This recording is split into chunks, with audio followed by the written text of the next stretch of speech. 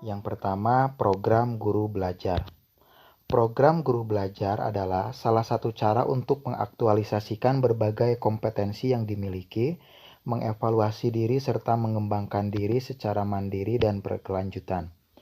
Pembelajaran pada program guru belajar merupakan upaya mendorong perbaikan dalam meningkatkan mutu pembelajaran. Nah, dalam program guru belajar yang dilaksanakan oleh Kemendikbud ini terdapat 4 seri. Yang pertama ada seri pandemi COVID-19, yang kedua seri pendidikan keterampilan hidup atau PKH, yang ketiga seri asesmen kompetensi minimum atau AKM, dan yang keempat seri pendidikan inklusif. Kemudian apa itu program guru belajar seri asesmen kompetensi minimum? Program guru belajar seri asesmen kompetensi minimum adalah program pembelajaran yang dirancang untuk membantu para guru atau kepala sekolah atau pengawas dalam memahami tujuan, konsep dan bentuk pelaksanaan asesmen nasional, serta dapat menganalisis contoh asesmen literasi membaca dan numerisasi pada asesmen kompetensi minimum. Siapa saja yang bisa menjadi peserta program guru belajar seri asesmen kompetensi minimum? Yang pertama ada semua guru SD, SMP, dan SMA atau SMK, kepala sekolah, pengawas, semua guru SD, SLB, SMPLB atau SMALB ya.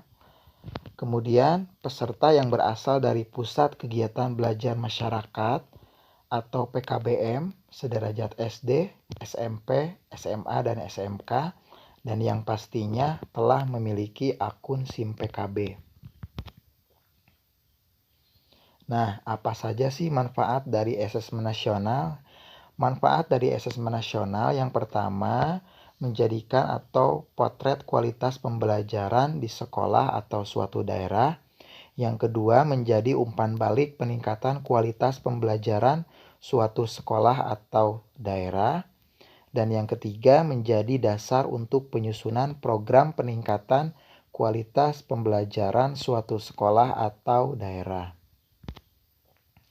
Nah, dalam asesmen nasional terdiri menjadi 3 komponen. Yang pertama ada asesmen kompetensi minimal atau AKM.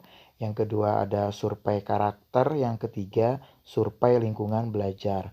Dalam asesmen kompetensi minimal atau AKM terdapat 2 poin yang diujikan. Yang pertama ada asesmen literasi membaca dan yang kedua ada asesmen literasi numerisasi ya. Dalam asesmen literasi membaca ini terdapat 2 teks yang diujikan. Yang pertama ada teks informasi dan yang kedua teks fiksi.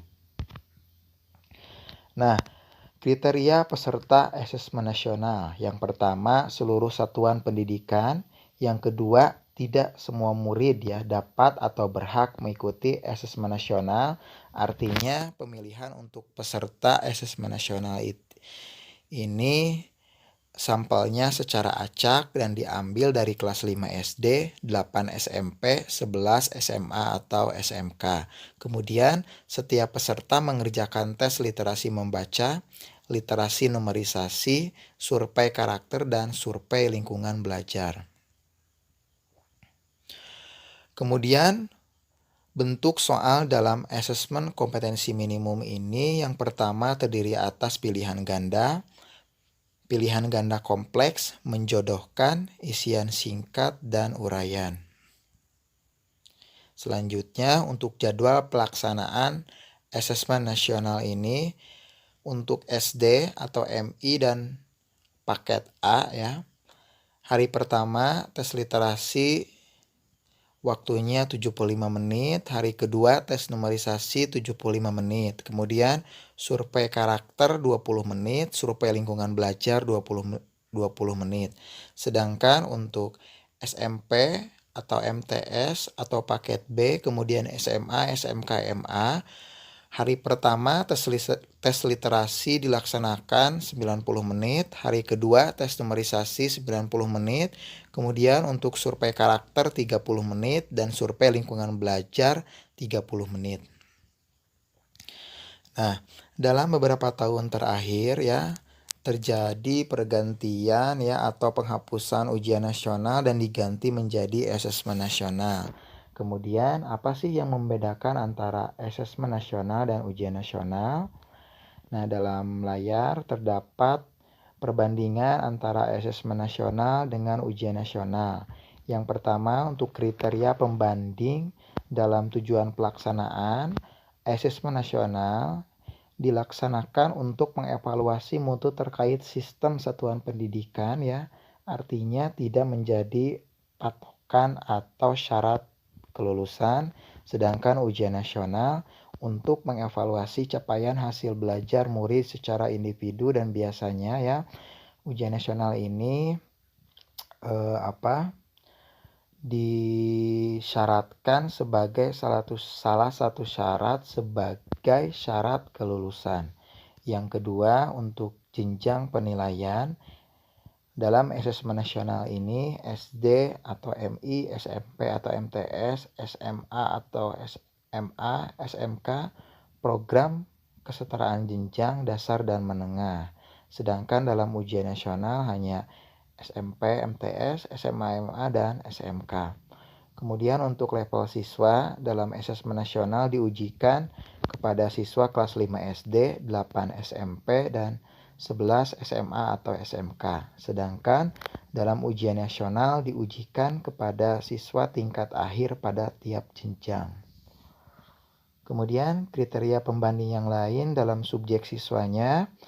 Untuk asesmen nasional ini dipilih secara acak ya untuk mengikuti asesmen nasional. Sedangkan dalam ujian nasional semua siswa tingkat akhir wajib mengikuti ujian nasional.